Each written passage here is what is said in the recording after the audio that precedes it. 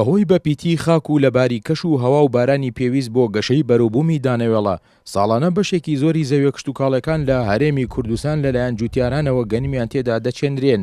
بەڵام ساڵانە لەگەڵ وەرزی دروێنە جوتیاران لەلایەک خەمی ئەوەیانە بەروبوومەکانیان ڕوبەڕووی ئافاتی کشتتوکاڵی نەبێتەوە بەهۆی دابەژنەکردنی دەرمانی پێویستی قەڵاچۆکردنی مێرووی زیانبەخشی ڕۆکیەوە لەلایەکی ترەوە خەمی ئەوەیانە بازاڕ نەبێ بۆ ساختکردنەوەی بەروبوومەکانیان تا بژێوی ژیان و خەرجی کێڵان و تۆکردن و دروێنەکردنی گەنمەکەیانی پێدابین بکەن. وەزیری کشتتوکاڵی حکوومەتی هەرێمیش دەڵێ تا ئێستا خاوەنی گەنم و ئاردی خۆمان نین. بەداخۆ خاوەنی نانی خۆمانین و خاوەنی گەنمی خۆمانین، خاوەنی ئاردی خۆمان نین. چونکە ساڵانەی عراق بەداعمێکی باش گەنمی زووتران ئێمە وەرگرتوێتەوە و بەکار هێنراوە بۆ ئارد و بۆ دروستکردنی نان. ئێمە هەر لە 2014 سەرەتای 2014ەوە یا بەبنە کۆتایی 2014ەوە پرۆژەیەکمان پێشکەش بە ئەنجومەنی باڵای ئابووری کردووە بۆ کڕینەوەی گەنمی زووترانی خۆمان لە هەرێمی کوردستان، بینی ئەوەی کە پێویستی هاوڵاتیان هەرێمی کوردستانە لە گەنم لە ئارد لە نان و دەبووین بە پێم پرۆژە ئێمە لە ڕێگای کۆمپانیەکان دەبووین بە خاوەنی بەڕاستی نانی خۆمان و ئاردی خۆمان لە وڵاتی خۆمان.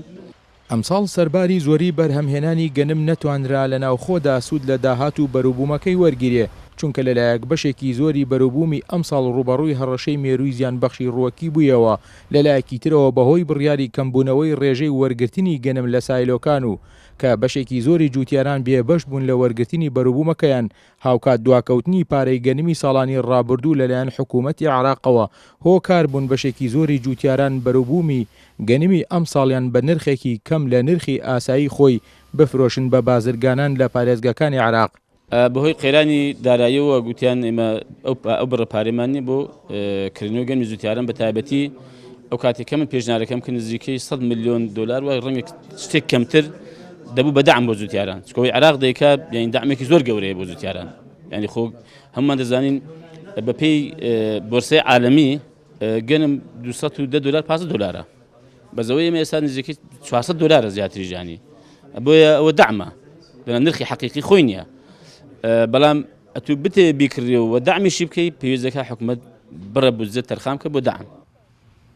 سەرباری بەپیتی خاکی کوردستان بۆ کشتتوکاڵ و بەرهەمهێنانی دانەوێڵە تا ئێستا نەتوانراوە وەک سەرچاوەیەکی تری داهات و بودجە لە گەشانەوەی ژێرخانی ئابووری کوردستان لە بەرامبەر نەوت و گازی سروشتی سوود لە داهات و بەروبوومی کشتتوکاڵ وەرگیرێ بە تایبەت لەو بارودۆخە دارایی و ئابوورەی کە لە ئێستادا هەرێمی کوردستانی پێدا تێپەڕ دەبێت.